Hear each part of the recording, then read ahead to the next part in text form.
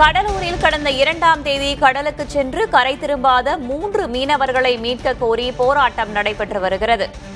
புதுப்பேட்டையைச் சேர்ந்த ரமேஷ், மனோகர், புதுச்சேரி நாகவேல் ஆகியோர் கடலிலேயே மாயமாகியுள்ளனர்.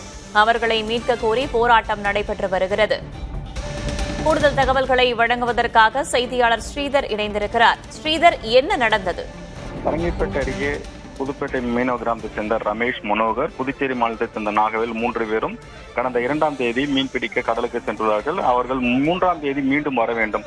2ஆம் தேதி சென்று 24 மணி நேரத்தில் வர வேண்டும். ஆனால் வராத காரணத்தினால் அவர்கள் பதற்றத்தில் நேற்று மீன்வளத்துறை அதிகாரிகள் இது குறித்து தகவல் தெரிவித்திருக்கிறார்கள். அதிலிருந்து தற்போது தேடுதல் பணி நடைபெற்று வருகிறது. ஆனால் மீனவ கிராமங்கள் விரைந்து நடவடிக்கை எடுக்கவில்லை. அவர்கள் சென்று இதுவரைக்கும் 4 நாட்களுக்கு மேல் ஆகிவிட்டது. உடனடியாக அவர்களை கண்டுபிடிக்க நடவடிக்கை எடுக்க வேண்டும் என அன்னங்கோயில் துறைமுக பகுதியில் தற்போது ஒன்று திரண்டு போராட்டத்தில் ஈடுபட்டு வருகிறார்கள்.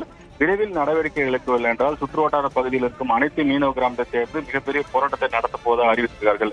இதனையடுத்து மீன்வளத்துறை அதிகாரிகள் அங்கு பேச்சுவார்த்தை நடத்தும் காட்சியை நாம் பார்த்துக் கொண்டிருக்கிறோம். தற்போது மீன்வளத்துறை அதிகாரிகள் அவர்கள் நாங்கள் கடலோர காவல்படை மூலமாக படகு மூலமாக தேடி வருகிறோம். அதே சமயத்தில் மீன்வளத்துறை படகு மூலமாக தேடி வருகிறோம். விரைவில் ஹெலிகாப்டர் மூலமாக தேடுவதற்கான நடவடிக்கை மேற்கொள்வோம். அமெரிக்காக்க வேண்டும்.